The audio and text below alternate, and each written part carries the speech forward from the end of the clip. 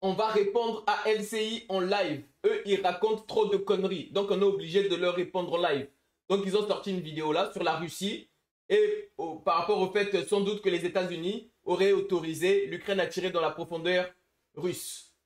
Voilà, c'est parti. On répond à ça en live. On ne perd pas de temps. Like, abonne-toi. On est déjà à 6 000 abonnés. Objectif 10 000 abonnés. Et regarde mes shorts. Je publie énormément de shorts sur l'actualité, notamment l'actualité africaine. C'est parti, on y va pour cette réaction. Il est évident que l'administration sortante à Washington a l'intention de prendre des mesures, et elle en a déjà parlé, des mesures pour continuer à jeter de l'huile sur le feu et provoquer une nouvelle escalade des tensions. Il y en a certains qui pensent que comme Biden, il a perdu, avant de partir, en fait, il va laisser l'État dans un état tellement, voilà, que ça va compliquer la tâche à Donald Trump. Donc beaucoup pensent que c'est un sabotage en fait. Qu'est-ce que vous en pensez? Les gens pensent que c'est un sabotage pour empêcher la paix en fait. Parce que Trump avait dit que lui en 24 heures il fait la paix avec la Russie. Qu'est-ce que vous en pensez? Est-ce qu'on est dans ce cadre-là? Cette opération de communication? Ce conflit. Alors, souvenez-vous, c'était il y a pas si longtemps que ça, ce que disait Vladimir Poutine de ce go américain. S'il y arrivait, vous allez voir, c'est assez saisissant, simple à comprendre, mais saisissant. S'il considère qu'il est possible de livrer de telles armes dans la zone de combat pour lancer des frappes sur notre territoire, il nous crée des problèmes. Pourquoi n'aurions-nous pas le droit de fournir des armes du même type à certaines régions du monde, où elles peuvent être utilisées pour lancer des frappes sur des installations sensibles des pays qui le font à la Russie? Bien sûr, ça s'appelle la réciprocité. Si vous allez embêter les Russes ont le droit d'aller embêter les autres. Ça s'appelle la réciprocité. Nous, on dit bravo. Qu'est-ce que vous en pensez? Ces actions ont déjà atteint le plus haut degré de dégradation, mais elles détruiront complètement les régions internationales et saperont la sécurité internationale. Si nous constatons que ces pays sont entraînés dans une guerre contre nous et qu'ils participent directement à la guerre contre la Fédération de Russie, nous réserverons le droit d'agir de la même manière. Bien sûr. Tout le monde a, je pense, compris aujourd'hui que tout le monde attaque la Russie, quoi. Donc, ils ont le droit de se défendre, quoi. Je sais pas, vous en pensez quoi?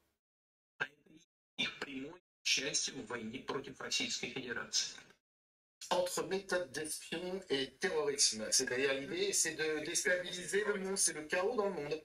C'est ce qu'il dit. Oui, il est dans sa dialectique agressive, donc il n'a pas beaucoup changé, hein. Il est toujours dans l'idée de rendre l'Occident responsable. Ah non, là, il va un peu plus loin. Dans l'idée, c'est pas vrai. Juste question comme ça, c'est pas vrai du coup? Il raconte des conneries? Si vous avez bien suivi, il est quand même, moi peut-être en direct, et à ce moment-là, on peut provoquer le chaos un peu partout dans le monde. Et on peut faire pareil. Alors, si vous voulez, je pense que dans cette décision américaine, qui va être confirmée, il faut la mettre en parallèle avec les puissantes offensives aériennes, à travers les missiles et les drones, qui ont eu lieu ces derniers jours sur l'Ukraine, et qui visent un certain nombre de points, dont des points stratégiques en matière énergétique. Et donc, c'est aussi, vous savez, souvent on appelle ça la lettre de Beyrouth, c'est-à-dire qu'on envoie en échange des messages, et je pense que là, les Américains envoient un message aussi pour dire aux Russes, il faut qu'on continue à mettre trop la pression sur l'Ukraine. À ce moment-là, nous aussi, on est capable de monter notre niveau. Donc, il ne faut pas non plus imaginer. Mais faut monter. Ça fait 2 ans que vous êtes 32 pays contre un pays. Faut monter la pression. Parce que là, vous n'arrivez pas là. Imaginez que les Américains vont rester inertes face à la poussée russe, que ce soit dans le Donbass ou à travers des offensives aériennes, et ils montent le niveau. Grosso modo, l'intention quand même de l'administration Biden, c'est de laisser sur une situation globale à peu près équivalente à celle d'aujourd'hui, au moment où ils passeront véritablement le relais en janvier. Ils veulent laisser dans une situation catastrophique pour compliquer la tâche de Trump. C'est tout. Parce que Trump veut faire la paix en 24 heures. Et l'administration Biden ne veut pas faire la paix. Les démocrates, ils veulent la guerre. Parce qu'ils s'enrichissent avec la guerre. Une situation qui se soit dégradée.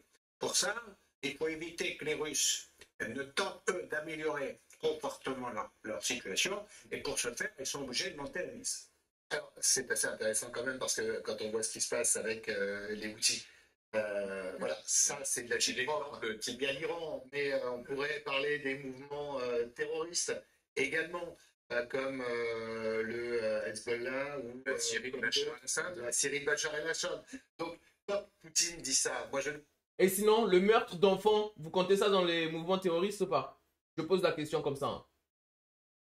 bien, mais dans cette guerre qu'il y a contre l'Occident, là, on a le sentiment que l'idée russe, c'est il y a le combat, il y a le terrain en Ukraine, et il y a cette puissance de déstabilisation mondiale. Quand on voit qu'aujourd'hui, la Russie est plus que les pieds dans le plat Cuba, c'est quand même c'est le retour de l'histoire ancienne, ah, on en est là aujourd'hui. Il y a une chose dans ses propos, et Poutine, comme disons, La Russie, le pied dans le plat à Cuba. Du coup, les États-Unis ne sont pas le pied dans le plat en Ukraine. Non, vous voyez que dans un sens en fait. il est resté dans le flou. L'Iran, par exemple, Il y en a avec la tout simplement qui est la Corée du Nord. C'est-à-dire, il y a eu un accord de défense au nom de, entre guillemets, l'amitié vigoureuse qui lie à Kim Jong-un. Et dans cet accord de défense, il y a les soldats qu'envoient les Nord-Coréens, entre autres pour se former à la guerre, parce qu'ils n'ont pas l'expérience du combat. Il y a l'autre aspect de l'accord, qui est la coopération que donne Moscou, la Corée du Nord, en matière de balistique pour les missiles et de nucléaire.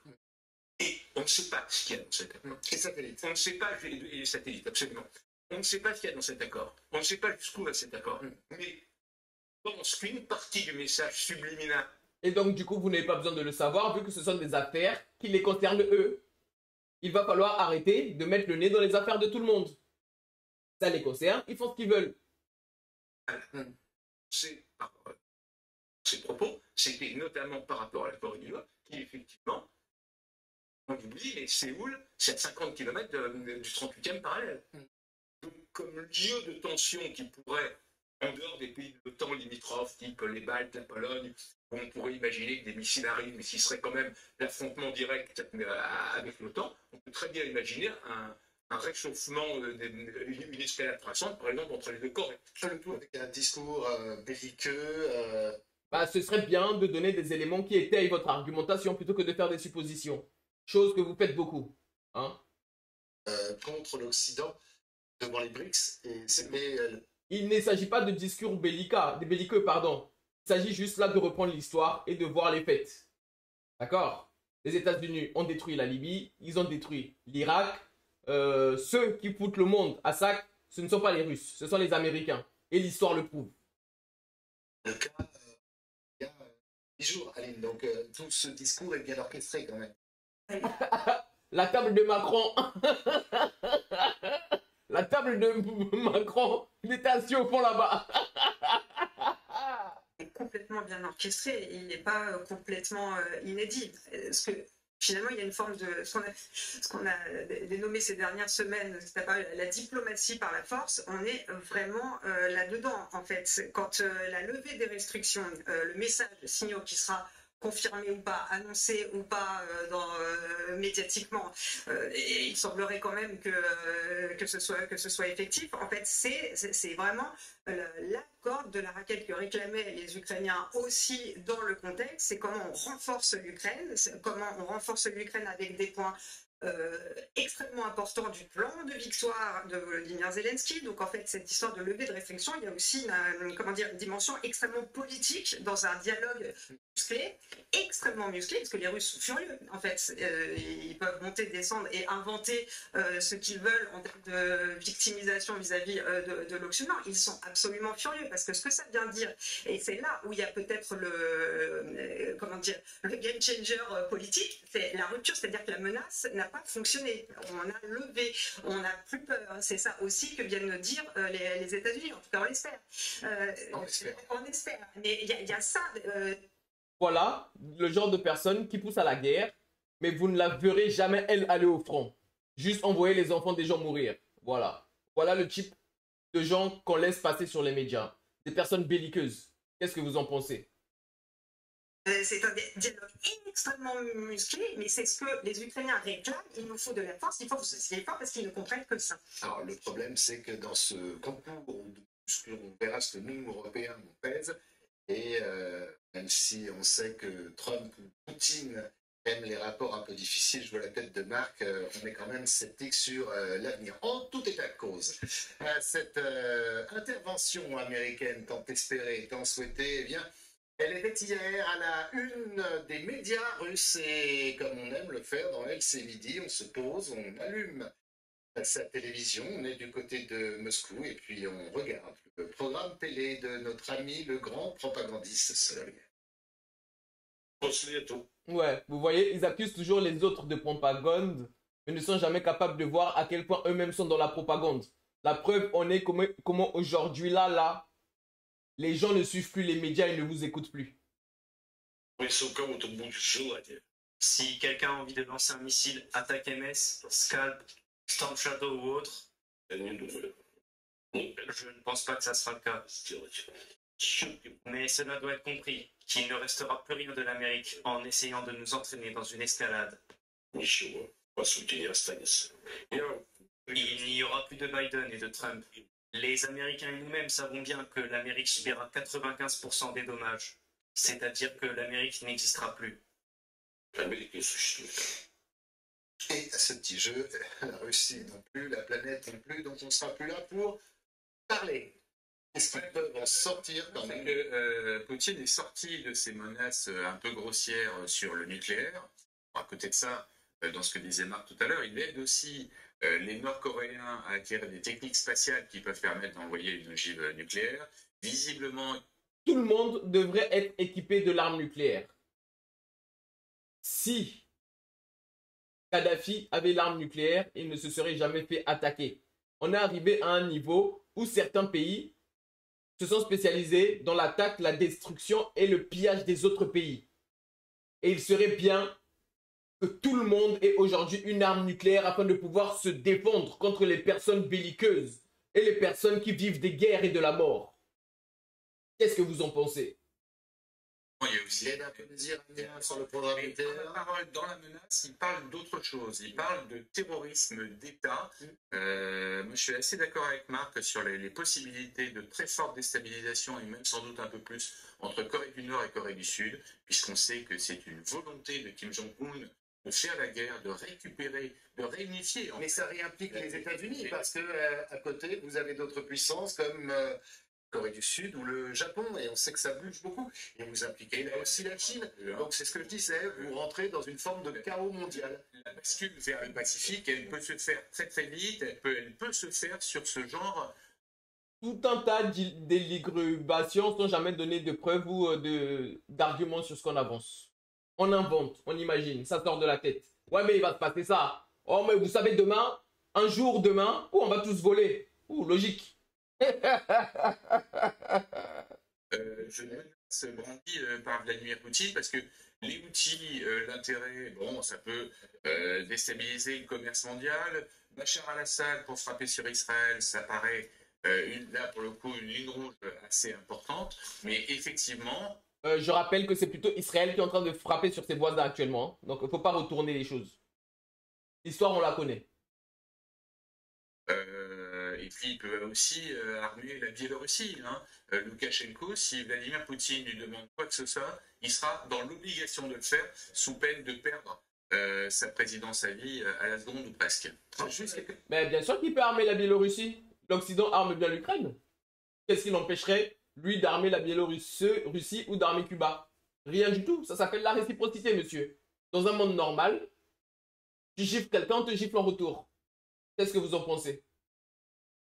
Je serais quand même plus prudent parce que la Chine ne laissera jamais faire un réchauffement sur cette ligne-là. C'est la Chine qui contrôle la région, c'est la Chine qui décide.